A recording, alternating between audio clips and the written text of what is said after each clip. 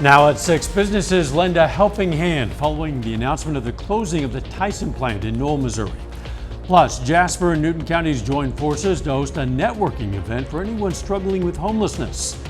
And the Chanute Fire Department helps kids beat the heat with a spray day. The 4 states' most watched news starts now. Local and regional businesses are trying to find ways to support the McDonald County residents who will lose their jobs when the Tyson plant closes in Knoll. This is KOAM News at 6. I'm Dow Quick. It's a race to help about 1,500 soon-to-be unemployed workers and their families. Common Cup, a coffee shop located only 5 minutes from the Tyson plant, will offer resume and job application help on Saturday, starting this weekend. They'll have computers and translators available for those who need them, as part of the Tyson workforce doesn't speak English as their first language. We're just going to be here to help as many people to transition to whatever's next for them as we can. And it's going to be free. We're going to have just black coffee for everyone to drink who's here, and free coffee for anyone who wants to volunteer. Put it into perspective for people outside of McDonald County, this is about 25% of their workforce within the county. I mean, it's a lot of jobs are being lost. Access Family Care will also offer support to Tyson's current employees. Their application counselors will help those affected transition to marketplace insurance or Medicaid if needed.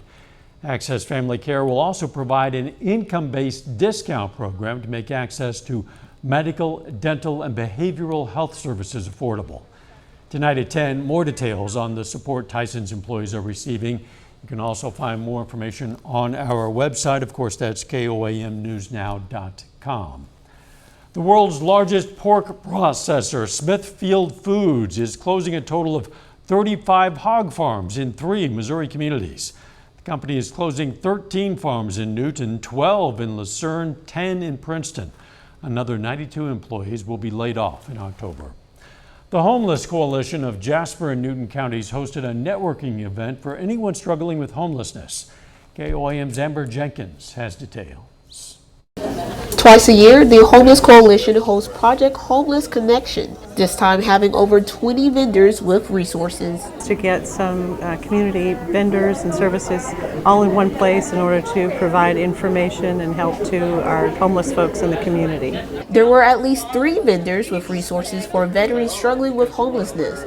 The networking event was a great opportunity for vets trying to get their foot in the door. Well, I'm staying at House Inc. out there. It's transitional housing for veterans, the GPD program through the VA.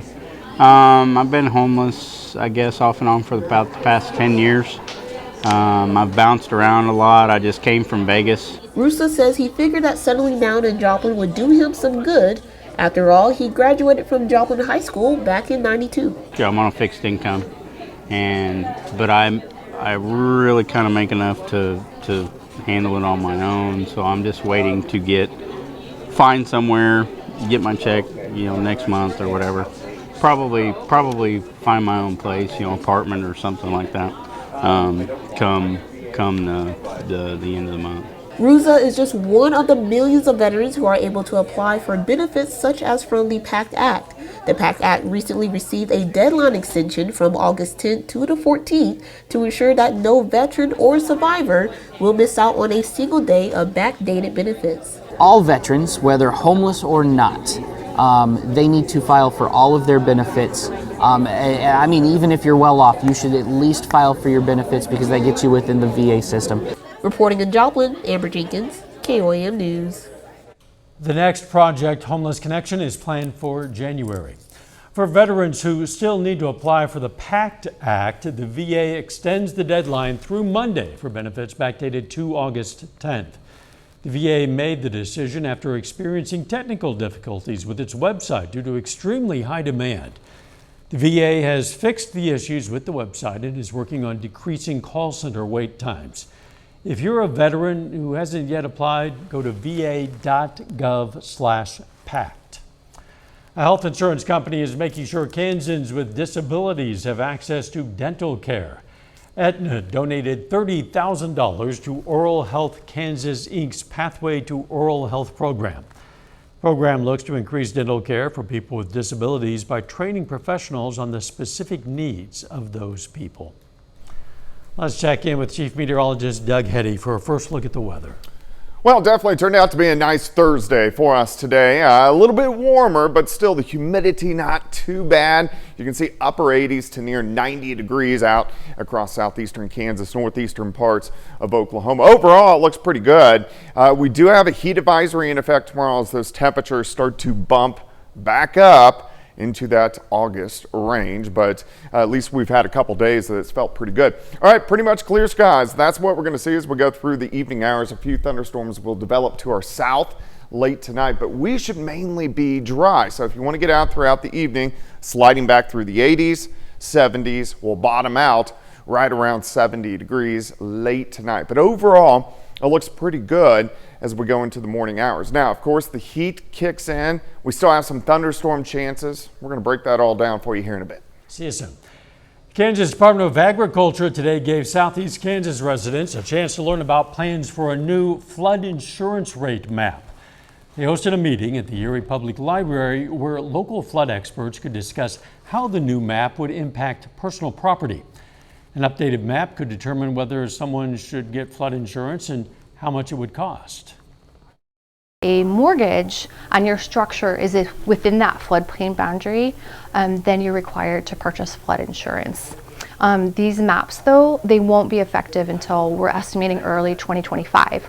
So there is still time, and that's why we're here today, is to allow the community and the public to make comments to make sure that we're getting accurate portrayal of that flood risk. Planes were flown over the area in 2013 and 2018 specifically to remap the area for more correct representation of the flood area. What better way to cool down on a hot summer day than with a refreshing shower? This afternoon, the Chanute Fire Department hosted this spray day at Katy Park. Kids of all ages came out to splash around and have a great time beating the heat. Well, I found out that this week they were closing the pool down because they had back to school events, and so they were closing the pool down to get everybody ready to go back to school. They'll open it back up for the weekend, but I just kind of wanted to do something for the kids before they go back to school. Because they love water, and this is kind of an end of the summer thing because all the pools are closed, so this is kind of a last chance for them to get wet and be kids. We have more from a spray day for you a little bit later in the program. Still ahead, the chase of a suspected drunk driver in southwest Missouri, plus a bar and grill in Pittsburgh brings in a nationally touring comedian who just happens to be a teacher during the day. A late night attempted traffic stop turns into a chase in Aurora, Missouri. Police there tried a traffic stop near Baldwin Park, but the driver failed to pull over. Officers chased that vehicle down several streets. Lawrence County Sheriff's Office joined the chase, and authorities were able to safely stop that vehicle eventually. Authorities arrested the driver, Justin Brown of Aurora, on suspicion of multiple charges, including driving while intoxicated. Brown, an absconder from the Missouri Department of Corrections, also had warrants for his arrest to be returned to their custody. A Granby, Missouri man is dead from an early morning crash. At about 3 this morning, a vehicle crossed the railroad tracks on Wallaby Road, 3 miles west of Pierce City. The driver lost control and the vehicle traveled off the right side of the road down an embankment where it overturned.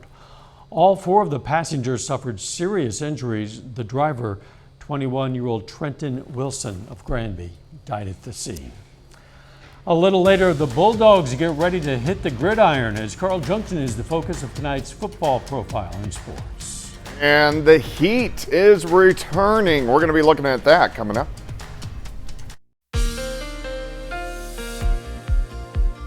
Hey, a nice Thursday for us today. Quite a bit of sunshine across the region. Temperatures a little bit warmer than what we have seen over the past couple days, but still really no complaints. It looks good out there right now. Nice shot Indigo Sky Casino and Resort just southwest of Seneca, Missouri. So it looks pretty good. On Thursdays, our drought tracker comes out. Of course, we've been in a drought for over a year at this point in time. So we're going to look at the latest data. Our southern counties, you guys are the ones that are in the best shape, just kind of dry. The farther north And then the farther west you work, you get into the extreme and the exceptional drought. We can zoom in a little bit more. Pretty good from Neosho, even Joplin. Once you get to Pittsburgh, Carthage, a little bit drier. So we can take any rain that we can get. We got pretty good amounts for us yesterday. Upper 80s to near 90 on the Kansas and the Oklahoma side. We're going to heat things up a little bit more as we go into tomorrow. Look at the heat building down through parts of Texas. This is going to surge north, and our temperatures and humidity will really start to go up. 89 is where we stand. Feels like 91. The winds are light across the region. Throughout the evening hours, we'll slide back through the 80s, 70s. I think most of us will bottom out right around 70 for overnight lows. We look good. Just a few cumulus clouds out there, but overall, not a whole bunch going on across the Central Plains. Here's our next little wave out across parts of Wyoming. That will start to slide in for us late tomorrow, giving us chances for showers and thunderstorms tomorrow night and into Saturday morning. All right, so let's go through time. We're going to stop at about 7 o'clock in the morning. It looks good. Upper 60s to near 70 degrees.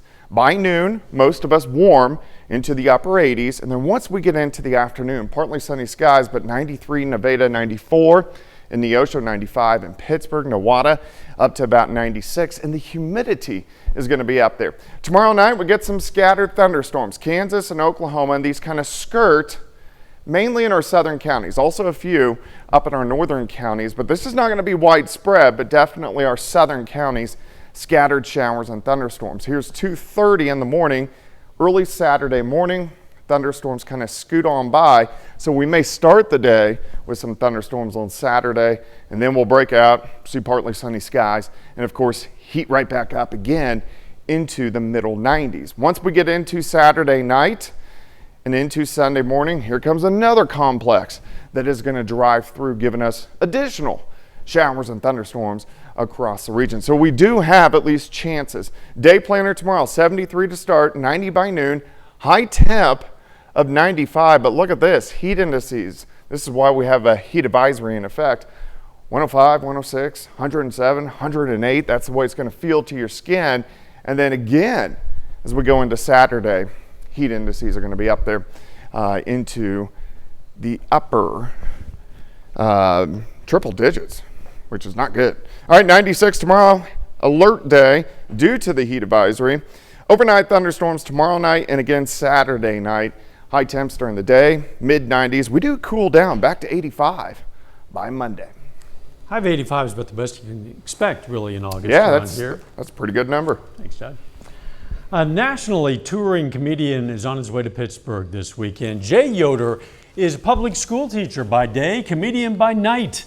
He's currently on tour with a group of other comedians known as the Bored Teachers. They'll stop by the 5th Street Bar and Grill tomorrow night at 7:30. It's the first time such an event has taken place at that venue. Style for me is my life. I lived a crazy life, and now I'm here to talk about it on stage. I think one of the things during the pandemic, we realized moments matter, and my family wasn't laughing a lot, and I don't think a lot of families were laughing a lot because we didn't know what was going on. And so really out of that came my act, where I just kind of looked at myself as a father, myself as a son, as a teacher, and just bringing my life to the stage so that we can all relate and laugh. Musical guest Seth Horn is going to kick off that night. John Dale's here now. You visited one of the best football teams, the Big 8 Conference this morning. Yeah, I did. Had a quick visit with Mount Vernon. We got more on them coming up. And Carl Junction begins its second stint under head coach Todd Hafner. More on the Bulldogs after this break.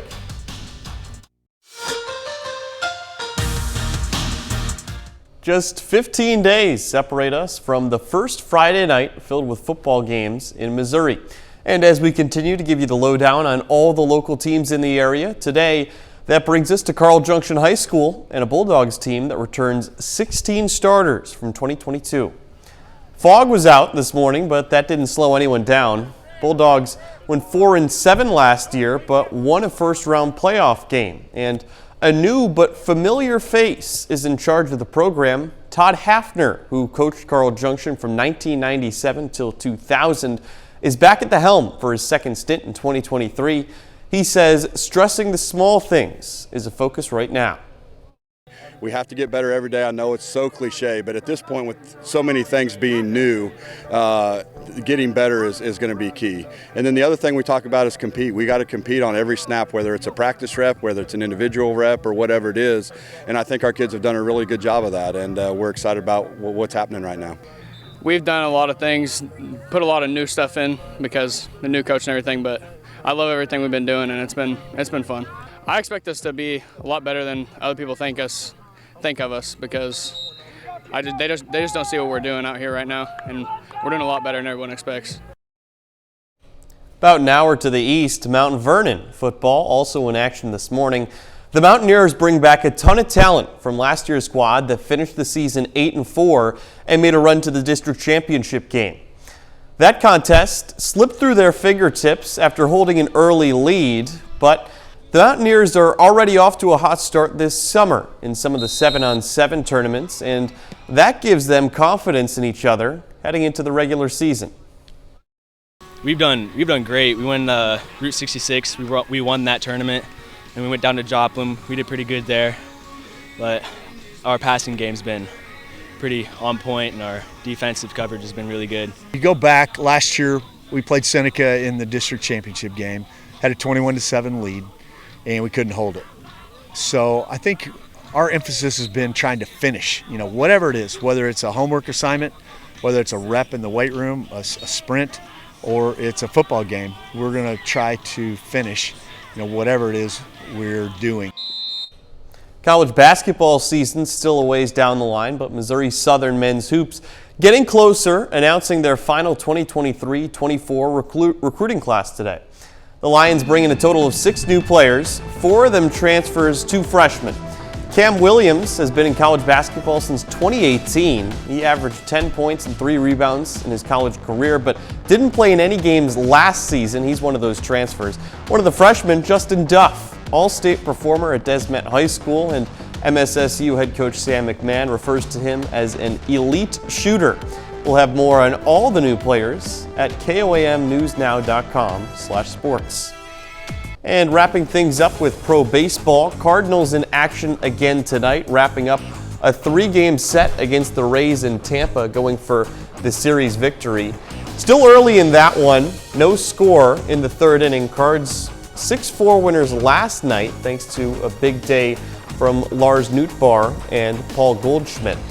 Bringing things back to high school football, pretty unusual circumstance with Carl Junction, where you bring in a brand new head coach, but not brand new, I guess, at that, where it's somebody who's coached at the school 20 years ago. Yeah, that's remarkable. Yeah. Nice homecoming. We'll be right back. Here's a look at what's coming up on KOAM News at 9 on Fox 14. We're going to have more on how some area businesses are helping workers who are losing their jobs because of the Noel Tyson plant closing down. Plus, how an Oklahoma organization is helping families save money on back-to-school supplies, and some tips to paying off debt as American credit card debt passes $1 trillion.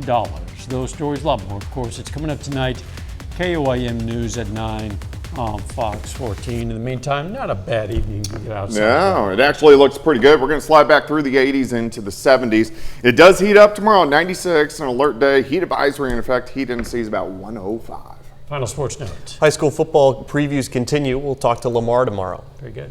Before we go tonight, we want to leave you with another look at today's Spray Day event in Chanute, Kansas, courtesy of a GoPro held by one of the kids. Thanks for joining us. We'll see you right back here at 10. Let's make it a great evening.